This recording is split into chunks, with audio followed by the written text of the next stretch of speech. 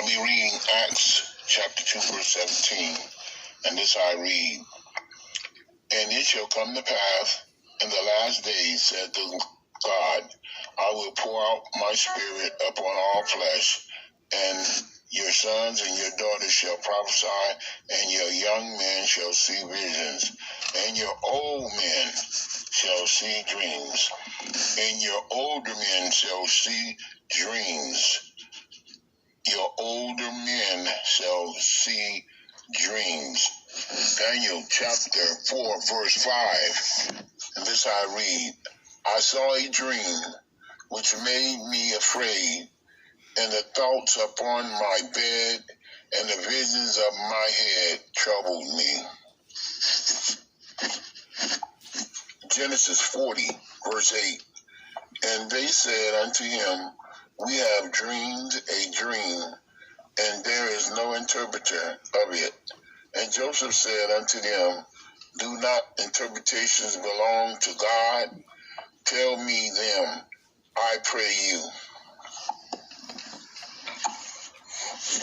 My name is Roger Spencer. The date is December the 21st, 2020. I got a glimpse of the past on how black people start losing everything back in the 1600s and the 1500s and the 17 and 1800s. This is what I had seen in my dream, that it was the city. It was made out of all factory workers and people trying to survive. And everything was made pretty much out of bricks and cement factories and roads and dirt roads. And lots of people was getting up in the mornings to get to work to make money. But what I realized, it was a lot of white people owned everything because they took it from the black people, or was in the beginning of taking it from them. And it was like a black city that people had their own cars, their own houses, their own stores, and it was on the verge of being taken from them. And the women used to wear dresses, skirts, and the men used to wear iron pants with a little cuff at the bottom, and white shirts and brown shirts and blue shirts and checkerboard shirts. Some of them had their hair in afros, and some of them had their hair in perms. And one day something was going on, and the women was trying to get out of that city. A whole lot of them, what I witnessed, that in order for them to get out, they would have to jump off a cliff into the water in order to survive being captured and being put in slavery. And a whole lot of them had a plan, and the men folks too. So what they did, all of them got together, and they had to go through this process in order to get away from the slave captors. They would have to all get together and jump in the water. And I mean, it was hectic out there. It was cold. All types of stuff was in the water, and they had to jump off cliffs. And a lot of people jumping in the water with their cars trying to get away. from everything was going on. And they did that, and a lot of them got captured. It was a big warehouse where they kept the black people at, a brick warehouse, brown, it was red bricks. But a lot of them got away, and they came and took over the city. It was Russians. They came and took over the city, and my dream that I kept watching, but it landed on these two black Afro-American men, and there was three of them, I believe, but they met together, and they was plotting to get out of that city, and trying to get out of there. So they kept on running in the jungles and running in the cities, trying to hide, find shelter and food to keep from getting caught. So what had happened, they kept running and running, and on it was the ocean bank. It was a big, giant Russian ship that I never seen so big, and they all they was trying their best to get away from the other Russians who took over that city. And then all of a sudden, the ones on the ship was coming off the ship, and so the three black men swam in the water, and they jumped on the ship and they hold it, but it was guards holding up the ladder around the ship. They was around the ship, and so what had happened, they dived under the bottom of the ship. One of them said, if we can go on the bottom, we can hide where the engines at. It's a safe place under there. So what they did, they dived down the bottom of the ship. They grabbed hold till it was like a big hole with a propeller going in, but upwards a little ways, you can pass the propeller. That way the water won't, you won't be in the water. You'll be in back to the propeller. So, and the propeller is blowing wind outward, so you should be able to stay up there. And on top of that, it stayed warm in there too. So they hopped in there, and about an hour or 2 hours later, they felt the boat start moving because the propeller started turning slowly, and then they started turning. So it was gone. They was in there for like maybe 3 to 4 to 6 days, and then all of a sudden the propeller started slowing down, and the black men knew that they was getting closer to land. So as they looked down into the water, they seen the reefs down at the bottom, so they knew they was getting closer to land. So when they had stopped, in some island, it's like maybe like in the Philippines or it was some islands that I believe either the Philippines or the Iraq or Iran, or it might have been Israel too. But what had happened when the boat stopped, they jumped out of the hole and they swam under the boat again to get back up to surface. And then they got back up to surface. They looked around. It was some of the beautifulest places that you ever seen. But they had to go back down because the Russians were jumping out the water. They were so happy to be there. And because, come to find out, they was coming really to take over that city too from the black people. And I thought when I seen the Indians, I seen all different other nationalities, and I thought, hey, it was just them. But as the black men, and as I was seeing, they came back up underwater and they started looking around, and I mean, this place was gorgeous. It had big mountains, green, luscious trees all the way around on both sides, like a channel you come in. It was really so beautiful, and the water was so crystal blue clear. And what had happened, they got up and they waited till everybody got off the boat and the men jumping off the boat, and then what they did, they had to swim to land. And as they swim to land, they was looking for food and clothing to change so people can't identify them with the clothes they had on when they first had the journey. And not on top of that, they was really hungry, so they was looking for jobs, and they was looking to settle there for a minute, because that ain't the place they wanted to be. They wanted to go to Jerusalem. They wanted to go where black people lived and prosper at. So what happened as they went through the city and towns, what they realized, they started seeing black people.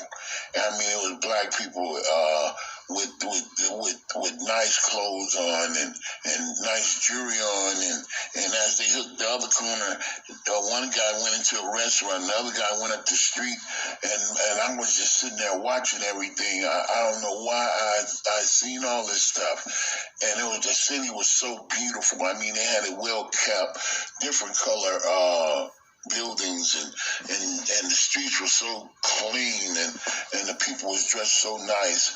I mean, it was really a nice place. I mean, it was a place that I could live there. And then all of a sudden, 10 minutes later, one guy went into the restaurant. He got a job there, and the other guy went into another place. He got a job there, and the people were so nice and friendly. They gave them clothes, they gave them food, they gave them a job, and they was looking after them as well. And then all of a sudden, I was just walking around. I was looking at this. I just couldn't believe it. And it was so beautiful. It was so beautiful. It was the beautifulest place I ever seen. And then all of a sudden, they had channels of water running through the cities. I mean, it was like channels of water running through the cities and running through the towns. I mean, it was gorgeous. And come to find out, it was just all black people who ran it. I thought, the Arabs, and I thought the Indians, I thought they ran it, but no, they just was there. But black people operated and ran everything, from the president to the governors to the generals in the army. I mean, I just couldn't believe my eyes seeing these things. So I kind of realized that black people did run the whole world. Black people did run everything. I seen it with my own eyes. And then not on top of that, when one of the generals I seen with his army suit on, he said, the Russians is coming. And the Russians is coming. And everybody from the mirror and everybody scrambled. And I was like, what is going on here? They deal with the Russians. Then all of a sudden, it was a channel that goes through these two buildings. And all of a sudden, they pushed the button. And then the floor to the water came out. And all of a sudden, it was like a underground department with a boat in it, and that boat came up like an army boat. It came up, and then all of a sudden I'm like, wow, they jumping in the boats and stuff, and I thought they were jumping in the boats to get away. Beautiful boats and I thought they were jumping in the army boat to get away, and no, they weren't jumping in the army boats to get away. They were jumping in the boats because they was getting ready to battle the Russians. And then all of a sudden, they jumped inside the boats, the black people, and they had guns and everything. And then they told me to tell everybody the Russians coming. The Russians is coming. And I hollered, the Russians is coming, you guys. The Russians is coming. I was like, please, Lord, I hope these three guys who came here with me and that I was seeing, I hope they can hear me. And all of a sudden, I said, Russians coming. I was looking for them. I was just looking out praying that they hear me so they don't need to be caught up in it. And then I see one of the guys running down the street trying to button his shirt up because they gave him clothes. And there's other guy coming out the restaurant. And then another third guy, seen him too. He was coming. And I said, you guys come on over here. The Russians is coming. And then all of a sudden, I seen another guy pushed another button, and there was this boat came up. Man, this boat was so beautiful. It had green and light green and dark green leather seats came up, and had a orange roll, and had a motor on it. It was so big and lush. It was the beautiful boat I ever seen before. I ain't never seen a boat look like this. We jumped in and we started rowing. We gonna get, because we on our way out of there, because they said the Russians trying to come and take over. But as we was rowing out, there was this big channel of water. We said, there go the Russian boat. Where go the Russian boat? And we thought the Russian boat coming to get us. Man, this thing was so big and beautiful and black and shiny. Had all kind of, the guns was made out of nickel plate. I mean, it was so beautiful. And then we looked up. I looked up in the window. It was so beautiful. And I couldn't believe what I seen. I couldn't believe it. I said, Lord, I couldn't believe this. Black people was in it. And they was going to fight the Russians. This boat was so huge. So they was going to fight the Russians, and we was rowing to get out the way because we didn't want to be between the fight. But I never in my life seen a city like this before. It was so gorgeous. And the Russians was trying to take over there too, like they took over the other cities, before. They came there not to celebrate the Russians when they was jumping off the boat into that main channel we came through. They was coming to take over that city because the black people ran it and they owned everything, and they ran that city. It wasn't because that they was coming to celebrate the Russians and meet friends and stuff, but that boat ride we had from the city all the way up to India and to in Jerusalem and all the other places between the Nile, that they came to take over the black people's land. I couldn't believe it. It was so unbelievable that I took that journey in that boat with 3 other black men and seen this with my eyes in my dream, and I couldn't believe it. I mean, the grass was so green and the skies were so blue. We didn't see not a cloud. The sun looked real orange like it used to look back when I was a little boy, and the people were so nice and generous. I mean, everybody took care of everybody. It was no homeless people there. I mean, it was so nice. It was so nice. The street was beautiful. It was paved with different color stones, and I mean, I just couldn't believe it. I never in my life seen a city like this on TV or anywhere. But one thing I know, that the black people was going to stand up for their city and towns. And their army was all black. All black. The shit was super black. And I was wondering about the people who was left in the city, who had to go through all that. They had them in this place where they used to throw water on them. Back where I first began the dream, they threw water on the women and mud, and they all gathered together and huddling with each other, staying close, and trying to figure out how to get away. And all the men folks was trying to figure out how they can get their women out of that place and how they can get out of there as well, because they know it's being taken over by the Russians. And the Russians were shooting people. They was doing all types of things, trying to rape the women. I mean, killing the young men,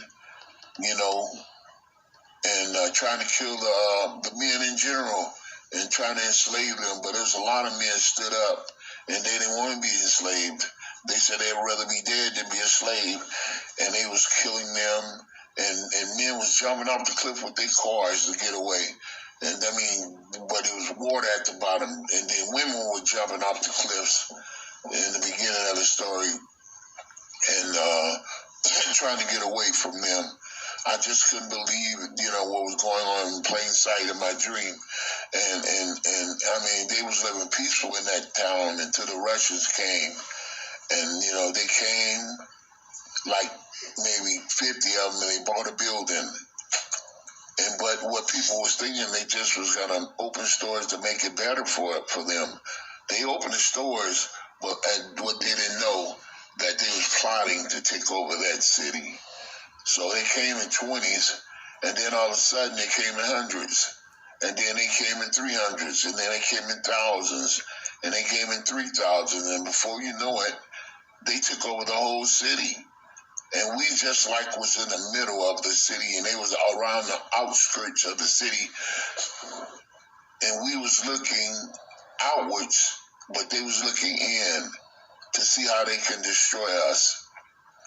And they was doing all kind of things to try to destroy us, from financial things to destroy us, to steal our houses and homes, how to trick us out of them, to destroy us with all kind of diseases and drugs and alcohol and trickery and murder. They was trying all types of ways to destroy our city and destroy our happiness and to break us up, because we was united, and all of us stuck together, and we helped one another, and we invented things. We invented things because I know we invented things because when I seen that city over by India and Israel, and I seen that big giant black ship, army ships, had nickel-plated guns. I never in my life seen ships like that before. I never in my life seen cities and rivers with clears, so clear you could see through them. You could see the fish, you could see the reefs, you could see everything at the bottom. I never in my life seen nothing like that before. That's when I knew we ruled the world. I knew we was in control of the world. But I don't know what happened to make us lose things. But as I read the Bible, I understood what had happened. We broke God's laws, and God stripped us from everything we owned because we weren't worthy, because we weren't listening to God. We turned our backs on Him, so He turned His back on us. But He always there once we call Him, because He said, I hear you when you cry. Like the children of Israel when they was crying out to God to help Him, because Pharaoh had them in bondage. God heard their cry. Someone need to listen to me good. We going into the same predicament that we're going in today. We're not listening to God. God said, just like Noah days, you'll be marrying, giving in marriage, orgies, men will be women, and women will be men. And it's happening today. Can you see what's going on? Do you hear what's going on? Or do you want to know what's going on? But I'm going to tell you this. Heaven and earth will pass, but God's word won't come back void. And that's the vision and the dream I had. So if anybody hear these words, just listen to it and know that if you don't get yourself in order with God, we going back into that same captivity that we was in Pharaoh days. Change your lives. And this is a dream that I had. And this is a warning too as well. And if you want to hear who told me to tell you, I'll tell you who told me. I am who I am. Listen good, you guys. Listen good. Turn from your ways. Seek God's face while you may be found. Listen good. I'm not lying about this. This is real. I seen it with my own eyes. I seen it and I heard it with my own ears. Listen, I'm telling you guys, you tried everything in life. Try God. You need God. He made everything. Can't you see the skies? Can't you hear the birds? Don't you see the animals he made? Don't you see the trees? You didn't make them. Man didn't make them. God made them. Turn back to God and seek his face and turn from your wicked ways. And God said, I'll heal the land. I'll heal your mind. I'll heal your spirit. Listen good. I'm not lying. I'm warning you. Listen. Hallelujah. In Jesus' name, GPH in Christ.